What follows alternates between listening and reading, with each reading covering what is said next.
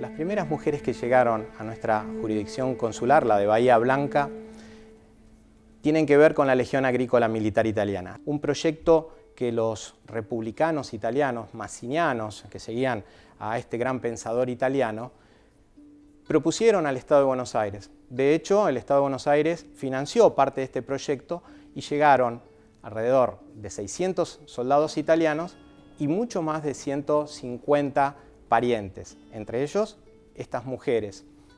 El perfil de las mujeres que llegaron es muy particular. Si bien muchísimas de ellas no deberían ser más de 50, 60 las que arribaron. Algunas de ellas tenían una cultura enorme, porque eran de esa burguesía ilustrada, si se quiere, que tenían ideales, un pensamiento hasta filosófico de lo que pretendían desde la política y la sociedad. Había otras que eran simplemente contadinas, esposas de oficiales o de sargentos y de soldados. Y también había aquellas que venían solamente de compañeras o de cantineras, como se llamaban en ese tiempo, cuáles eran las vivanderas, estas mujeres que acompañaban a los soldados dándoles servicios desde cocinarles, acompañarlos y a veces hasta también de la prostitución. Las que se destacaron eran las más cultas, las que más visibilizadas están, ¿no es cierto?, porque realmente cambiaron la sociedad bahiense. Ellas desde la Sociedad de Beneficencia gestionaron la educación bahiense. Fíjate, cuando llegaron en 1856 no había escuela en Bahía Blanca. Muchas de estas mujeres sabían leer, aún las de clase media, lo que era extraordinario en ese momento. Y había otras, como Adela Casati de Caronti, que era además muy culta. A ella se la nombró inspectora de escuela. Rita Rodríguez de Sagari y su hija Máxima ocuparon el cargo de monitora y de directora de la Escuela de Niñas de Bahía Blanca. Pero a la vez hay otras mujeres a destacar: Rosa Bolino de Pronsato, Santina Caviglia de Mordelia, María Caviglia de Cavallo, que forman lo que hoy es la clase media bahiense. Ellas manejaban el concepto de asamblea, el concepto de mutualismo. No es casualidad que en 1882 se creó la Biblioteca Popular Bernardino Rivadavia y la Sociedad de Socorros Mutuos Italiana de Bahía Blanca. Hoy, si bien todavía los bahienses no estamos convencidos, pero Bahía Blanca tiene mucho de esa identidad y de ese perfil asociativo que estas mujeres trajeron y que dieron un cambio total a esa guarnición militar abandonada en la puerta de la Patagonia.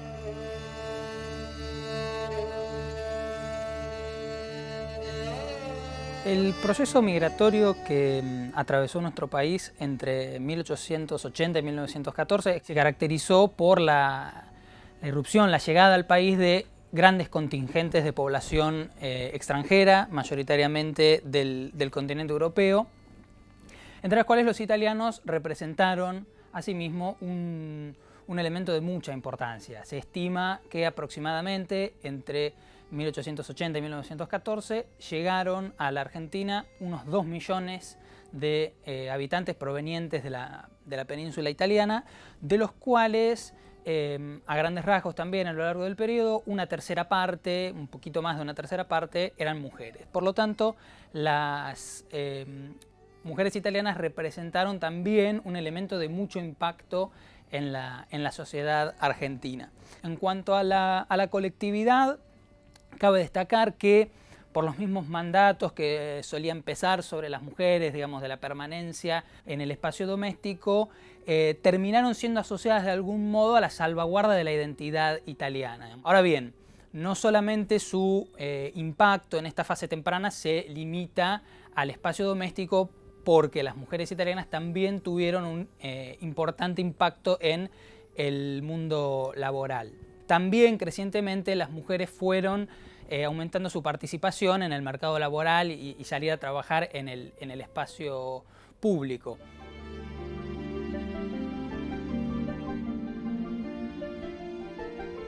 Julieta es una mujer excepcional en muchos sentidos. A los 6 años su familia decide emigrar a la Argentina y a la hora de iniciar su vida escolar, digamos, ya tenía muy claro que quería estudiar medicina. Cuando ingresa a la facultad debe ir munida por una carta de aceptación del que en ese momento era el decano de la Facultad de Medicina, que era el doctor Leopoldo Montes de Oca, y recién ahí es aceptada. Porque en realidad no había una ley que restringiera o que negara el acceso de las mujeres a las aulas. Simplemente eso no pasaba. Se recibe para 1907 y acá hay algunas divergencias en relación a si fue la cuarta, la quinta o la sexta mujer en recibirse de medicina. Lo cierto es que está entre las primerísimas mujeres médicas de nuestro país. Paralelamente a esto, ella demuestra tener interés en ser docente de la facultad, en entrar como profesora a los claustros, y lo que le dicen es que no puede porque tiene la ciudadanía italiana. Le pide al marido que le haga una carta donde la autoriza a cambiar la ciudadanía, a adoptar la ciudadanía argentina. Con esto en la mano, Julieta se hace ciudadana argentina y vuelve a aplicar en la facultad para el cargo de docente, y esta vez le dicen que no hay antecedentes de un caso como el de ella. Lo cierto es que nunca la aceptaron como profesora. Lo que realmente estaba impidiendo su acceso era su condición de mujer. Otro de sus intereses va a ser la cuestión de los derechos políticos, ¿no? Las mujeres estaban excluidas, de hecho, digamos, de la participación política. ¿Por qué digo esto? Porque en la práctica, cuando se hablaba en la Constitución de quiénes podían votar, se hablaba de ciudadanos. Para el caso específico de la ciudad de Buenos Aires, la Carta Magna decía que podían votar, participar en las elecciones, aquellos ciudadanos que pagaran impuestos, que tuvieran un oficio o una profesión liberal y que tuvieran residencia en la ciudad de Buenos Aires. Julieta cumplía todos esos requisitos, de modo tal que lo que va a hacer Julieta es pedir al Estado ser incorporada en los padrones, ¿sí? Y el Estado no le queda más remedio que incorporarla. De esta forma, el 26 de noviembre de 1911, Julieta va a ser la primera mujer latinoamericana en emitir su voto.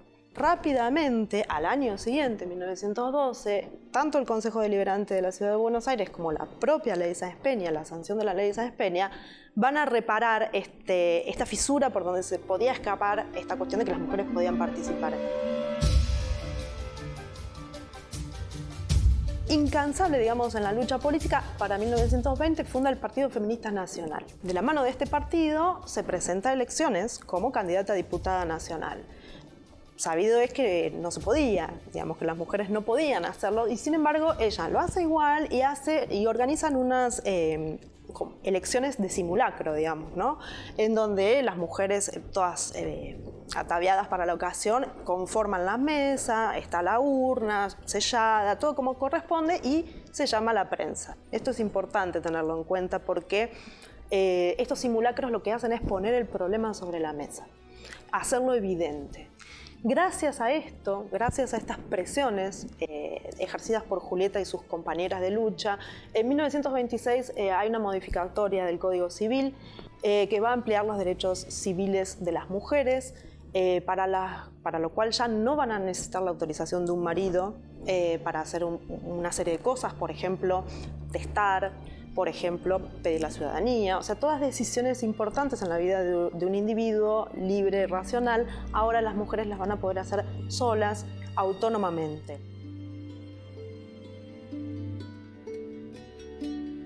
Durante los años del periodo de entreguerras, las asociaciones italianas fueron un escenario en el cual las mujeres ejercieron una participación activa. En este sentido, hay 3 espacios de la vida institucional de la colectividad italiana en las cuales se desempeñaron las mujeres. La participación en escuelas italianas, es decir, en escuelas que dependían de la colectividad, que también se asociaban al imaginario de transmisión de la cultura y de preservación de la lengua italiana, y en el cual las mujeres no solamente ocupaban el papel de docentes, sino incluso también el papel de directivas de estas escuelas. Para seguir vinculados al caso de Bahía Blanca, hacia 1922 las mujeres constituían 1/5 de la masa societaria de la Sociedad Italiana de Socorros Mutuos e Instrucción Italia Unita, y tenían una participación que, si bien de vuelta estaba ligada a ciertos imaginarios de qué debía ser lo femenino, en este caso la organización de las fiestas de las famosas kermeses italianas, una mirada un poco más profunda pone de relieve que esta tarea, lejos de ser secundaria, era una tarea importante. Representaban una fuente de ingresos muy importante para la entidad mutual. Por último, otra rama de acción de las mujeres, también vinculada en cierto sentido al imaginario tradicional que pensaba sobre ellas, es la participación en la asistencia. Tanto en organizaciones vinculadas a lo religioso, como pueden ser las cooperadoras salesianas, como, y acá hay una cuestión importante, en organizaciones que eran abiertamente políticas. Hubo mujeres en Bahía Blanca que participaron en el Fascio Femminile, que era una organización de mujeres que apoyaban el fascismo y que se encargaban de organizar sobre todo asistencia a menesterosos, niños y asistencia invernal sobre todo a connacionales con necesidades. Y por el otro lado, el bando antifascista, también muchas mujeres participaron en asociaciones que también apuntaban al asistencialismo. Si podemos pensar a una asistencia transatlántica, en el sentido de que se solía juntar fondos para asistir a huérfanos de la Guerra Civil Española, por ejemplo. Pero acá es interesante ver cómo de una cuestión que estaba tradicionalmente vinculada a lo femenino, como era la beneficencia, la asistencia, las mujeres también le daban, según su posición política en cada caso particular, una orientación ideológica a esa actividad. La última oleada migratoria, que es considerada por los estudiosos como el fin de la inmigración masiva proveniente de Italia, que cierra una tradición de alrededor de un siglo de flujo migratorio entre la península y la Argentina, es considerada una oleada migratoria más femenina por su composición. En la segunda posguerra se constituye un organismo internacional que se denominó Comité Intergubernamental para las Migraciones Europeas, en el cual los países emisores de emigración y los países receptores de inmigración llevaban adelante ciertas pautas para no controlar, pero sí ordenar el flujo migratorio después de la Segunda Guerra Mundial. Entre esas condiciones, las pautadas por el gobierno argentino con Italia, estaba la de que se favoreciera la inmigración de familias, de núcleos familiares completos. Esto vino a romper una tradición desde los inicios de la inmigración italiana hasta ese momento, en el cual el flujo migratorio proveniente de la península italiana estaba compuesto en su mayoría por varones solos que dejaban su familia en Italia, que en muchos casos tenían la intención de volver, pero que eso había hecho que hubiera un índice de masculinidad alto en ese flujo migratorio si se lo compara con otros flujos minoritarios como holandeses, alemanes o daneses, que sí desde etapas tempranas tenían una composición de núcleos familiares en la inmigración. Además, las mujeres italianas que vienen en esta oleada van a empezar a participar en una serie de mecanismos existentes en este periodo, que no necesariamente tiene que ser el Partido Peronista Femenino, pero que también fueron los clubes, las sociedades de fomento, es decir, espacios de acción vecinal, si se quiere, o de acción a la escala de las distintas localidades de residencia, que hicieron que esta oleada migratoria se vinculara más rápidamente con la sociedad receptora y que con ella se cierre el periodo de la inmigración masiva entre Italia y la República Argentina.